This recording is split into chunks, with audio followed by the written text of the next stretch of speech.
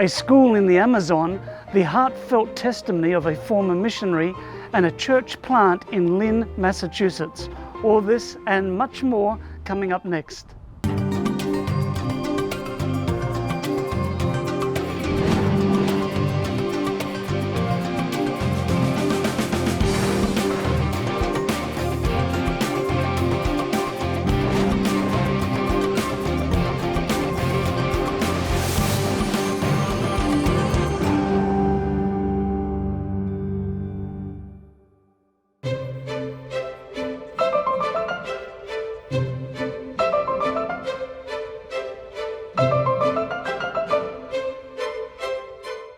Hello and welcome to Mission 360. I'm Gary Krause.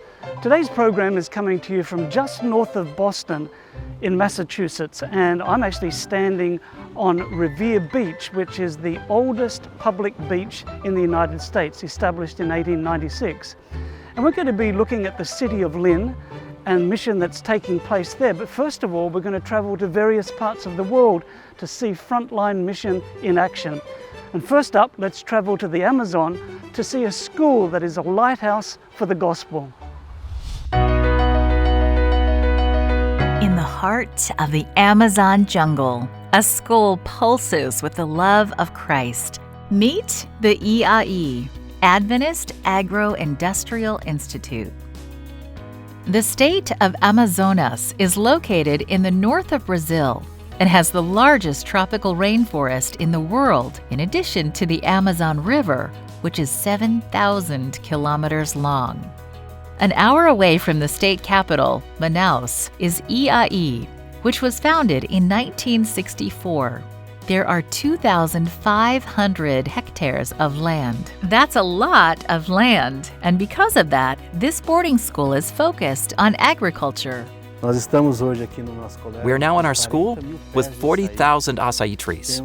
We are self-sufficient in milk, eggs, and vegetables. It is a school that produces a lot. It is a school where students have the opportunity to learn a lot in these areas. Here you will find different fruits, such as cupuaçu and acai. But have you ever heard of these delicious fruits? Our team tried them and we approved.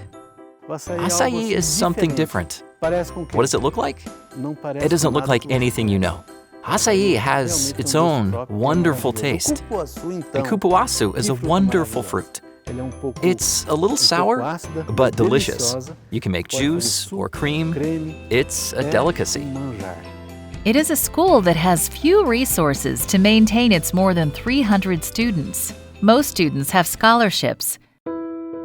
The institution had the dream of having its own church because there was no place to gather all the students and employees.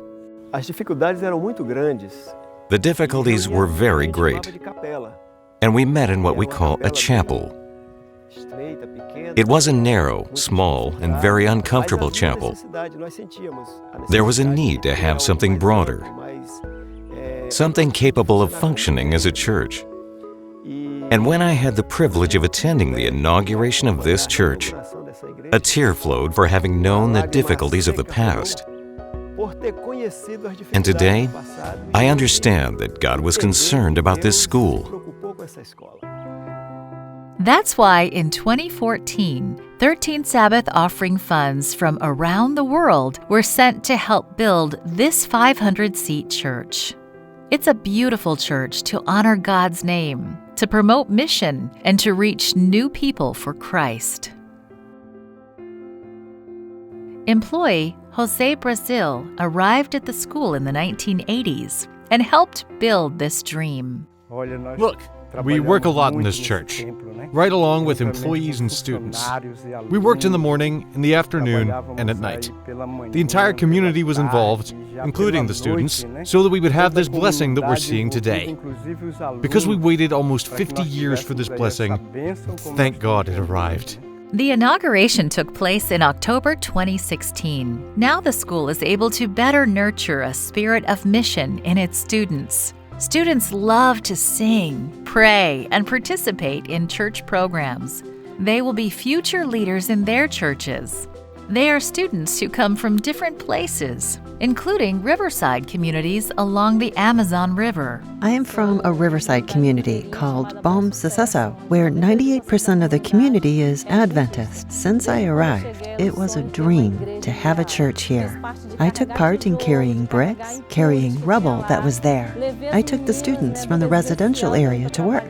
It was very cool. Today, the church is relevant to outside the Adventist community with youth training and councils. For students, involvement in the mission took a leap forward with the church being built.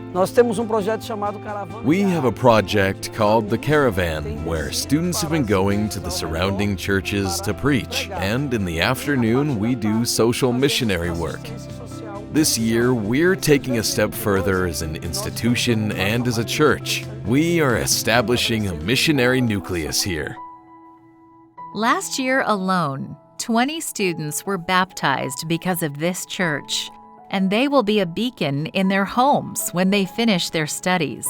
It took 50 years of a lot of waiting, a lot of prayer for the construction of this church. Brothers and sisters who sacrificed to send their donations know that for our community, for our school family, this money was very important. We sincerely thank every member of our church who has helped with their donations to build our church here. And we have grateful hearts today. And we also offer to help in other parts of the world to make this dream come true.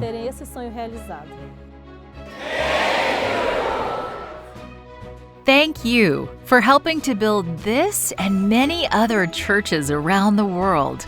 Fruits are being gathered for Christ. My guest is Stephen Dovich, and he's here to talk about something that's very important to Seventh-day Adventists, and that's education. Now, what was the challenge that you were facing at your church regarding education for the children? We had a local day school, a day academy, that was closing its operations here on the North Shore of Boston. And families who felt like they needed an option that didn't involve commuting for an hour and a half to get to a nearby academy. And so we were looking for something that we could start quickly and offer that option. Wonderful. So what did you do? Lots of meetings, lots of research, and trying to figure out how we could put a small student population academy together and sustain that. So we were able to get a remote curriculum provider and work with online telecommunications, set up a technology platform, and have our students come to a local facility so that they wouldn't be just working independently from home. So it's not quite a homeschool, but it's not a full day academy either in terms of large numbers of students. Right, so you didn't have enough students to do a full-blown school, so this was an alternate. An alternative, yes. Up until this point, we really didn't have a good, quick startup, small footprint option in Adventist education to a roadmap that people could follow. And that was one of our objectives: is how can we lay out a template for other people to follow. So how does it work practically? I want to send my child to this school. What does the child do? Well, you register. It seems like it's a normal school, right? But the facility doesn't house that many. We have a remote connection to our education provider, our curriculum provider, which in this case is Atlanta Adventist Academy. And they provide the curriculum, the teachers. Our students connect remotely, and they're full academy students. They just don't have all their teachers on site.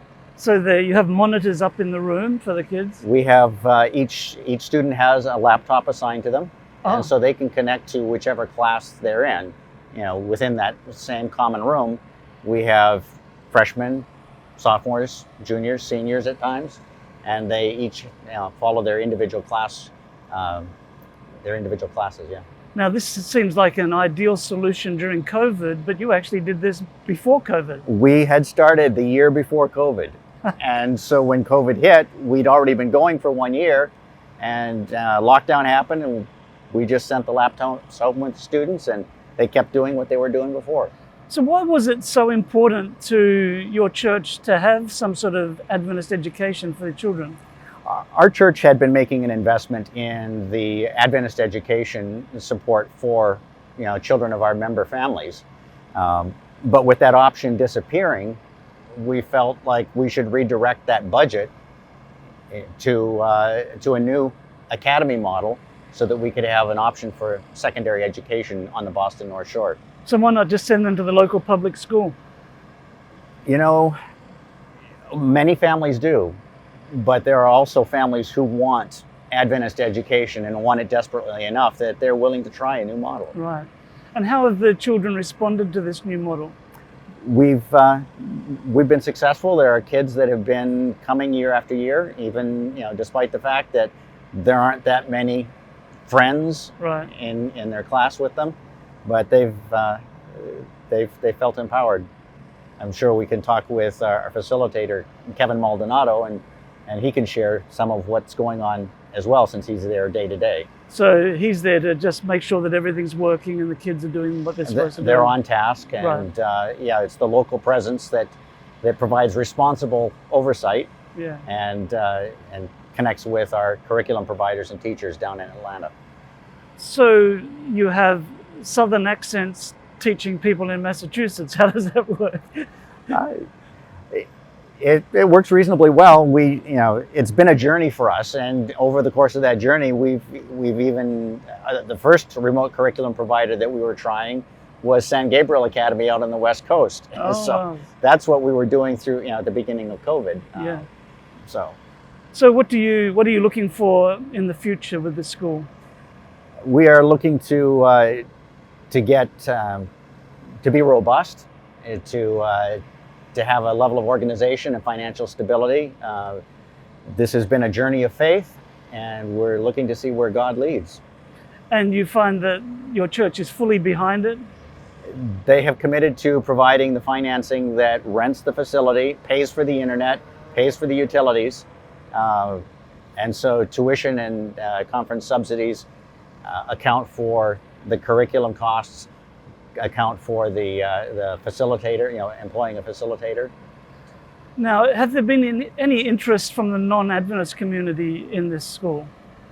We've had conversations as we try and recruit, but sports in a local public school right. is a heavy draw, so that's sure. a challenge that we sure. try and work through. Well, congratulations on thinking outside the square and being innovative. Why, thank you. Because you value Adventist education enough that you looked at ways to make it happen. Yes. Yeah. Thanks so much for joining us today. Thank you. And viewers at home, Seventh-day Adventist education is one of the strengths of the Adventist Church. And please pray for this church that has taken the initiative to do something different, because they want these children to grow up with a holistic knowledge of Jesus and to commit their lives fully to Him. We'll be right back after this break.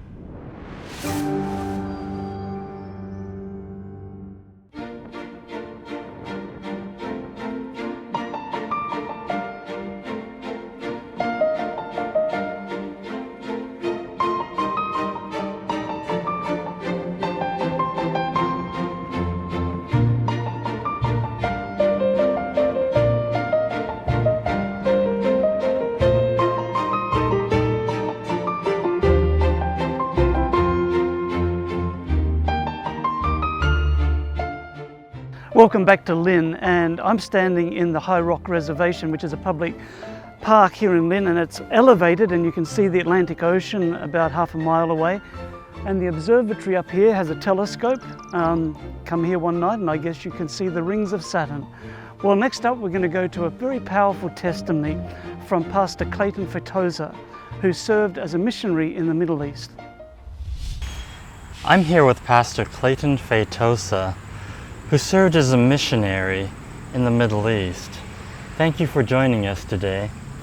Now, where were you serving as a missionary? Well, glad to be here with you, Rick. I served in Egypt-Sudan feud. So we lived in Cairo, and I would have trips to Khartoum, Sudan from time to time. Now, going anywhere as a missionary can be a challenge. but into the Middle East. What was your friends and your family? What was their reaction when you said, "Hey, guess where I'm going"? You're right. Going to the Middle East is a challenge. And the time when we got the call was 2013. Egypt wasn't going through a good time. They were in between presidents. The Arab Spring had just happened. And when we received the call, it was really uncertain times for Egyptians, and I would say for the entire region. So as we were contemplating the opportunity to serve overseas, a lot of our friends, co-workers were saying, "Are you sure? You want to move to the Middle East? You want to go to Egypt with two young kids?" My boys were 5 and 7 at that time, very young. And, so there was tension in the air, but we were certain of the calling from God, and we accepted the challenge. So did you just wake up one day and said, "I want to be a missionary"? Not exactly. I was in high school, and I actually wanted to be a medical doctor and make money, just have a good job, and all those dreams of, teenagers. But then I read a book. It was the last summer before I graduated, and it was a book about a missionary family who had moved from the U.S. to Papua New Guinea. And a fascinating book, Rick, and full of stories of how God came through at the right time and empowered them to do great mission. And as I was reading that book, something changed in my mind, and that's when I felt the call to become a pastor. And more than that, to work cross-culturally, to become a missionary. And I said, "God, if that's what you want me to do, I'll do it." And so I went to the seminary, graduated, but had to wait 20 years to get the calling to the Middle East. So then you're in Egypt and you're working there, and then something happened. What happened when you were there? Yes, it actually happened before we went there. 2 years before we had the call to serve in Egypt, I was diagnosed with cancer in my left leg, and had surgery, treatments, and I was okay. My health was stable. And so 2 years later, I received the call, and everybody thought I was fine, and I was. And we moved to the Middle East to serve, for as long as God wanted us there. But a few years after we began our service in Egypt, during my routine exams, I found out that the cancer had returned. And so I had to come back to the US for surgery, because it's a very rare cancer, and we didn't have medical care in Egypt for this specific type of cancer. So I had to come to the US for surgery. We decided to go back and try again. And then go had back, another. You mean back to Egypt? Back to Egypt. After the surgery. Exactly. Wow. So we went back to the mission field and stayed there for another year and a half. So a total of 3.5 years we were in Egypt, but I was battling with these recurrences, and it came to a point where we had to ask to return home permanently so I could take care of my health. Wow. They say that one of the major life stresses is a move or a job change, and you were getting that plus, your medical challenges. You're right, but it was particularly difficult for me because we were really enjoying our time there. The mission was going forward, it was going well. We had adapted quite well to the culture, learning the language. We knew we could see God at work, and so it was difficult for all of us to understand that we had to now cut this short and come back. If God is in it, He has the power to stop whatever is happening now and just allow me to stay where He wants me to stay. And so going through that process of understanding the will of God, when you're in the middle of the storm and you're thinking that God wants you there, but in fact everything else is pointing out to you need to come back, that was quite challenging. Wow, yeah. So then what happened once you got back? Just quickly. Well, we came back because my leg was very sick, very weak, and we came back to the Chesapeake Conference. That's the conference I was working before we had the call to Egypt.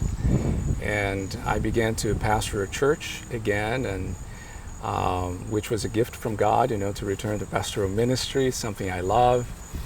And 9 months later, after we came back, I had my leg amputated high above the knee.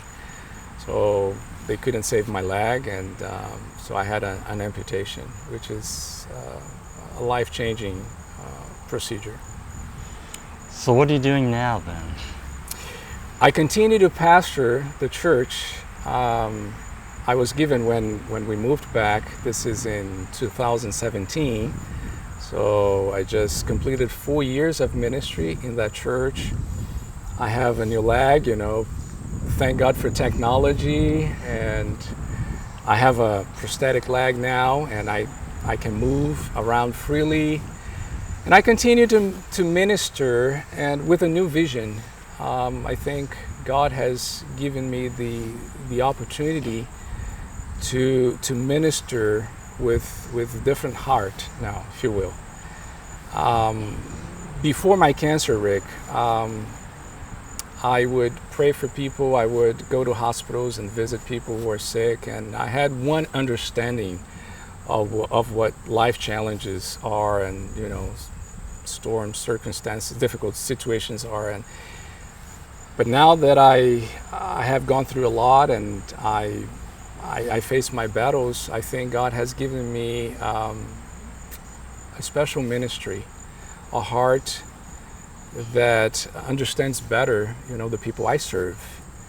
And I don't take that lightly. I think it's a privilege now to minister to those who are hurting in a special way, because I think I understand a little bit what they're going through.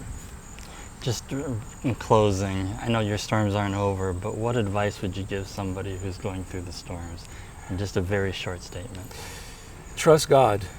I mean, there's no other way. We make plans. We think we know which way is best. And for many years, I thought I knew what was best for me, for my ministry. And when you hit the wall, what do? You trust God. God is sovereign. Don't try to understand it. That's another thing. If you try to understand everything, you go crazy, because there are no answers for everything.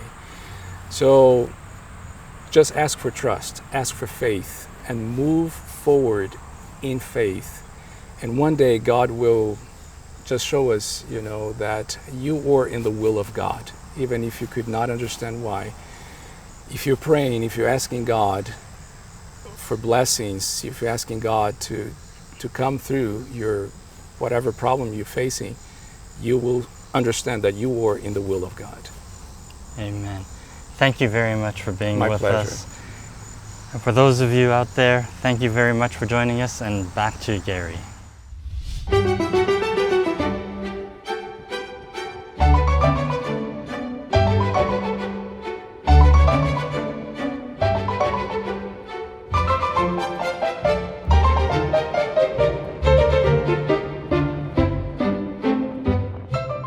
Welcome back to Lynn. Next up, story time with Aunt Marita. Augustina was 8 years old when a friend invited her to a neighbor's house in Uruguay. Aunt Marita tells great Bible stories every Friday evening, her friend said. You should come. Augustina asked her mother for permission to go, and she agreed on the condition that the two of them went together. Her mother wanted to hear what kind of stories Aunt Marita was telling. On Friday evening, they went to Aunt Marita's house. Aunt Marita read a story from the Bible. Then everyone sang songs about Jesus. When the sun went down, she said the Sabbath had begun, and she prayed. Augustina enjoyed the meeting and begged her mother to let her go again. They went together again the next Friday, but after that, her mother allowed Augustina to go by herself.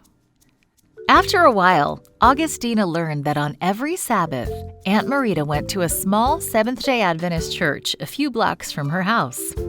She asked if she could go with her to church, and her mother agreed. Sabbath became the best day of the week for Augustina. She was thrilled to welcome the Sabbath at Aunt Marita's house with a Bible story, singing, and prayer on Friday evening. She jumped out of bed with joy on Sabbath morning to go to church with Aunt Marita. At church, Augustina fell in love with the Sabbath school class. She especially liked hearing mission stories from the Mission Quarterly about children around the world. It was inspiring to hear how God was using the mission offerings to change the lives of kids just like her. Although she was young, she listened to the sermons very carefully. Soon she began to study the Bible. The more she read the Bible, the more she learned about Jesus and his love. She decided to give her heart to Jesus and get baptized. A short time later, someone told her that there was an Adventist school in Uruguay. Augustina wanted to study there, but her mother said public school was better because it was free. Augustina did not give up. She prayed for many months to study at the Adventist school. Then her church participated in a special 10 days of prayer program with other churches around the world. Augustina prayed extra hard. At the end of the 10 days, her mother agreed to send her to the Adventist school. She was so happy. God had answered her prayers. God even helped them find money to pay for the school tuition. Augustina loves Jesus with all her heart. It's so amazing to know that someone like Jesus could love me so much that he gave his life for me, she says.